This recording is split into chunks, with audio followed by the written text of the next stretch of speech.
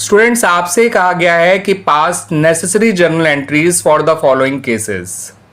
अब ये केसेस क्या है वो देख लीजिए। सबसे पहले पॉइंट में कहा है कि क्रेडिटर्स टोटल 85,000 के हैं।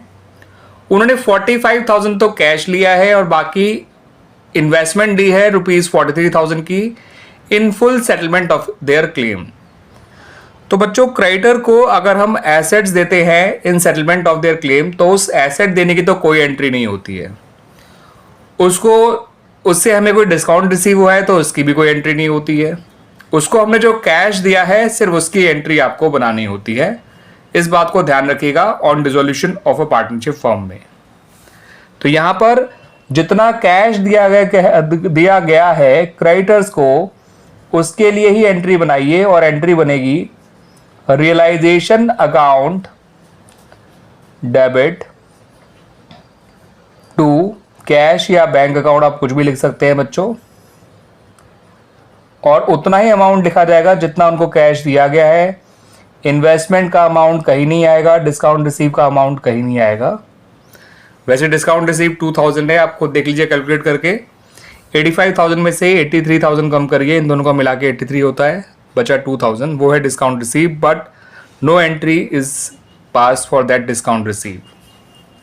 फिर कहा गया कि जो क्रेडिटर्स हैं वो 16,000 थे, उन्होंने 18,000 की एक मशीनरी को अपने क्लेम के फुल सेटलमेंट में टेक ओवर कर लिया। तो बच्चों, इसकी कोई एंट्री नहीं बनाई जाएगी।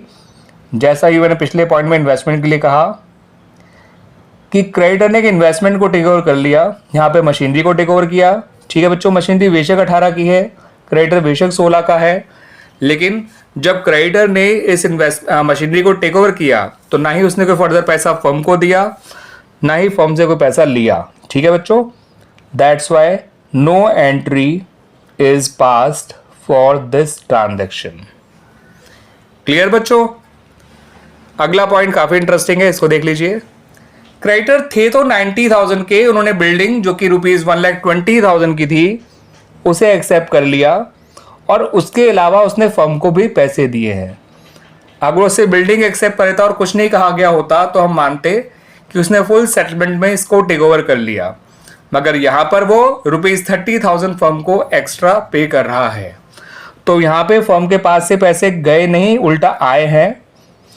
और जब पैसा आएगा तो कैश या बैंक अकाउंट को डेबिट करिएगा बच्चों। क्लियर बच्चों? और क्रेडिट करिएगा रियलाइजेशन अकाउंट को। तो यहां पर आपको क्रेडिटर से पैसे मिल रहे हैं क्योंकि उसने एसेट ज्यादा अमाउंट की टेक ओवर करी थी। तो जितने ज्यादा की उसने टेक ओवर करी थी उतना पैसा वो फर्म को पे कर रहा है। क्लियर होगी बच्चों? ये एंट्री भी आ गया समझ में? तो इस तरह से हमारा ये क्वेश्चन कंप्लीट हो गया। This was question number 6 of chapter dissolution of a partnership firm. Book है टी एस अग्रवाल, एडिशन है 2024।